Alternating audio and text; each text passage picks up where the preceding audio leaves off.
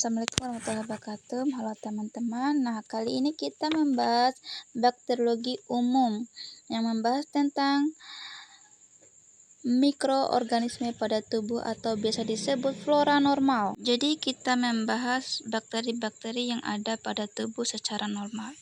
Beberapa bakteri dapat menetap pada tubuh dan beberapa bagian tubuh, mulai dari mulut, kelamin, permukaan kulit, telinga, saluran cerna, hingga saluran napas sebagai flora normal. Oleh sebab itu, kita mulai mikroorganisme pada tubuh manusia.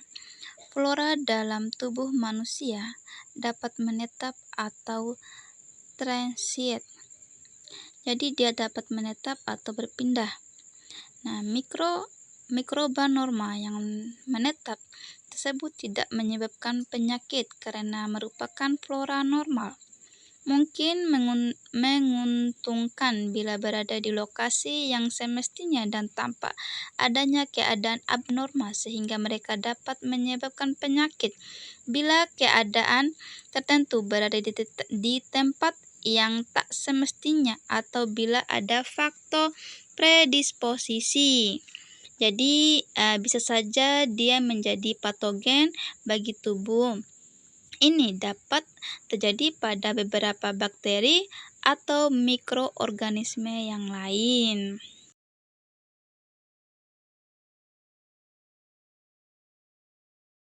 Lanjut kita masuk ke contoh flora normal.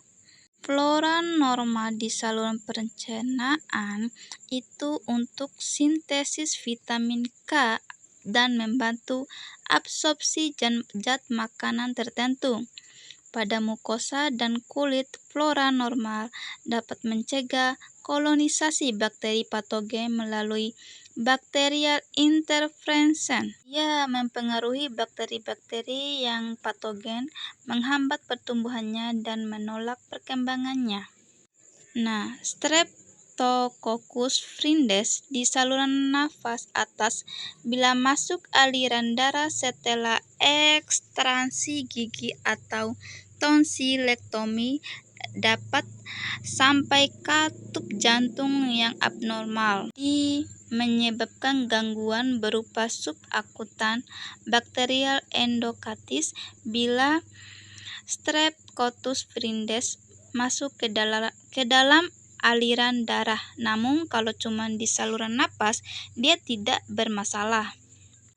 Bakteriodes berada di kolon dapat menyebabkan trauma berupa peritonitis. Lanjut, flora normal mulut. Gratus respiratorius. Berarti ini membahas flora normal di saluran cerna. Bagian yang mengandung bakteri pastinya mulut, nasofaring, orofaring, tonsil. Bagian laring, trakea, bronkus, bronkiolus, alveolus, dan sinus hidung steril. Tidak ada bakteri atau flora normal. Mulut kaya mikroorganisme. Staphylococcus epidermidis, Staphylococcus aureus, beberapa Micrococcus berpigmen, Staphylococcus anaerob pada permukaan gigi dan saliva. Jadi ini flora normal yang ada pada mulut dan mungkin juga ada yang lain. Masih di flora normal mulut, Streptococcus frucans, grup mitis dan salivarius. Enterococcus neisseria berpigmen, Veillonella sp. Corynebacterium anaerob, Actinomyces E. coli, Klebsiella enterobacter, grup Haemophilus, Bacteroides, Fusobacterium, Vibrio sporotum, dan beberapa Spirochaete. Streptococcus pygmes 5-10% pada mulut normal. Pigme ini menyebabkan nanah kalau dia lokalisasinya beda tempat. Streptococcus pneumonia 25% pada permukaan gigi orang dewasa normal. Sedangkan faring, difteroid, jadi ini adalah apora normal yang mungkin ditemukan pada saluran cerna baik dari jalur janu atas di mulut hingga saluran cerna di bawah. Streptococcus pneumonia dan alpha hemolyti dan Neisseria, Streptococcus epidermidis, difteroid, Haemophilus, Pneumococcus mycobacterium dan Bacteroides. Oke. Lanjut, kita masuk pada flora normal Gracchus digestivus. Saluran Gracchus digestivus ini saluran cerna bagian bawah. Jadi kita membahas di respirasi digestivus. Saluran pencernaan yang mengandung mikroorganisme adalah usus besar dan esofagus dan lambung, kecuali saat penerapan makanan, umumnya steril atau mengandung kurang 10⁻³ bakteri per milimeter. Ini dimulai dari lambungnya, ya. Ini terjadi karena gerakan makanan yang cepat ke usus kecil serta adanya asam lambung. Kita tahu asam lambung mampu mematikan bakteri. Kadang-kadang di duodenum dan jejunum ada Staphylococcus, Labococcus, dan Yeast, terutama Candida albicus dalam jumlah kecil. Ini saluran cerna bagian bawah. Oke, lanjut flora normal Eustatus digestal. Kurang lebih dari 20% massa fase berisi bakteri 10⁴ mikroorganisme per gram berat basah dari Perez. Mikroorganisme di kolom Bacteroides, Bifidobacteria, Eubacteria, Lactobacillus, Colifor, Streptococcus, Clostridium, dan beberapa jenis yang lain. Oke, lanjut. Eradikasi flora normal dengan antibiotik dapat menyebabkan overgrowth Clostridium difficile yang mengeluarkan enterotoksin dan menyebabkan colitis. Jadi hati-hati, pronormal akan tergilas atau mati bila pemberian antibiotik. Neonatus flora usus terbentuk dalam 24 jam setelah lahir. Jadi bayi setelah 1 hari 1 malam makan akan membentuk flora normal.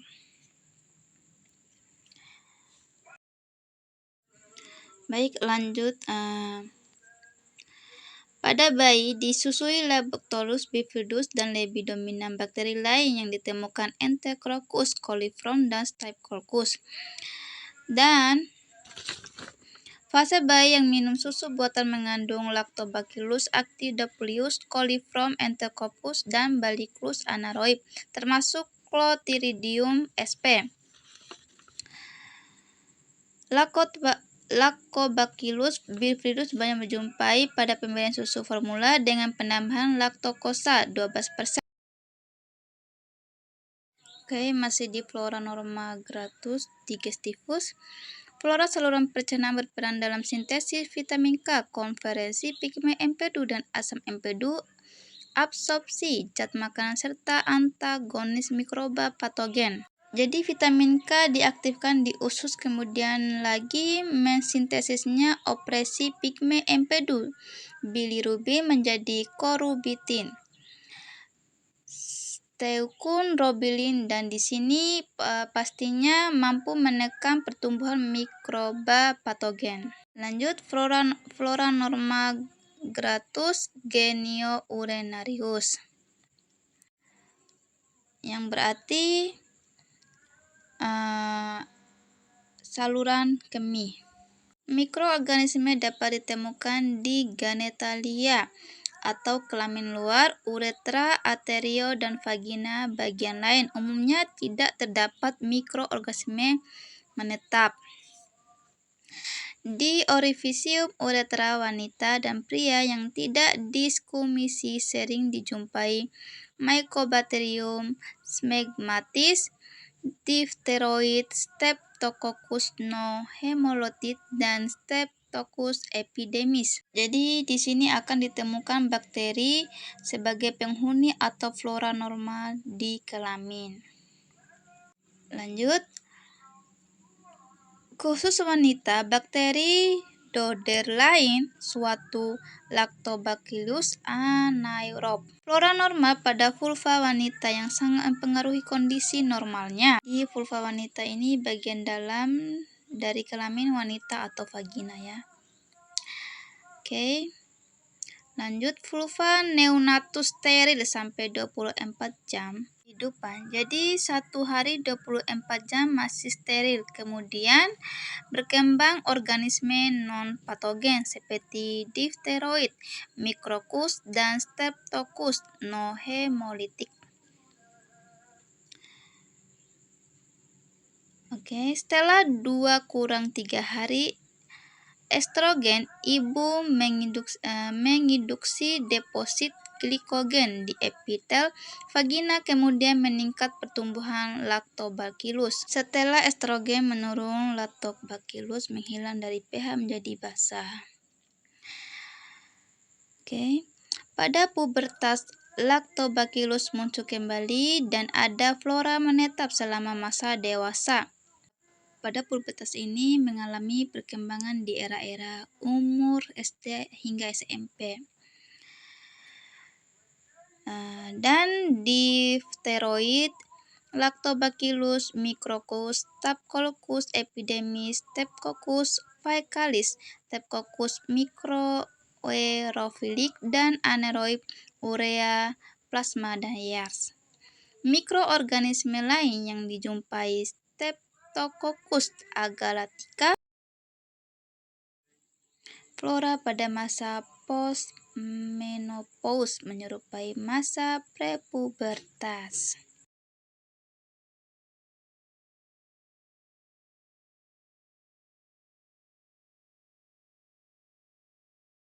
Oke, kita masuk flora normal kulit, hidung, dan telinga.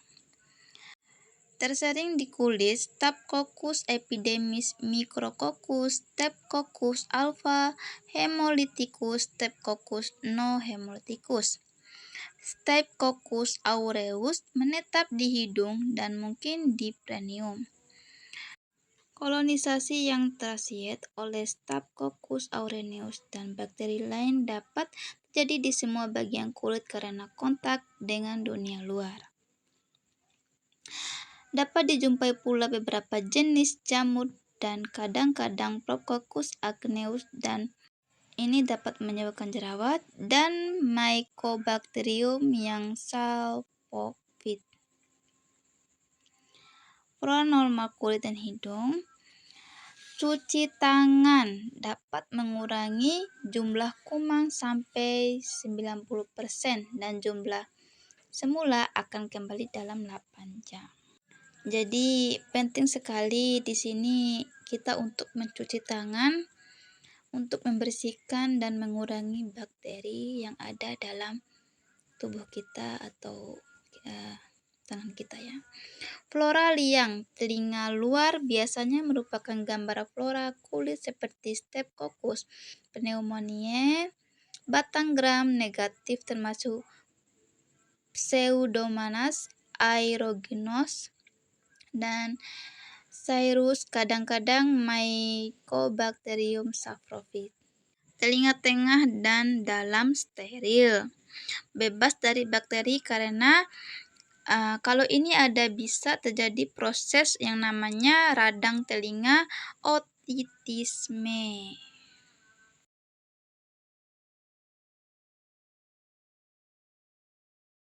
Oke, kita pindah ke bakteri di dalam darah dan jaringan. Bakteri mungkin ada di dalam darah atau mungkin ada di jaringan. Dalam keadaan normal, darah dan jaringan steril karena ini terkait adanya leukosit yang mampu memusnahkan di dalam darah tadi atau jaringan bakteri yang masuk. Kadang-kadang karena manipulasi sedang sederhana seperti mengunyah, menyikat gigi, penetrasi gigi flora komensal dari mulut masuk jaringan atau darah. Jadi tidak sengaja masuklah bakteri ini melalui aliran darah. Oke, lanjut.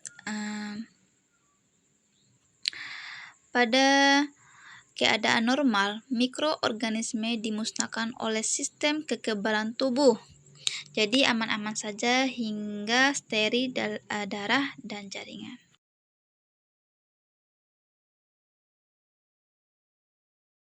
Kita masuk flora normal mata.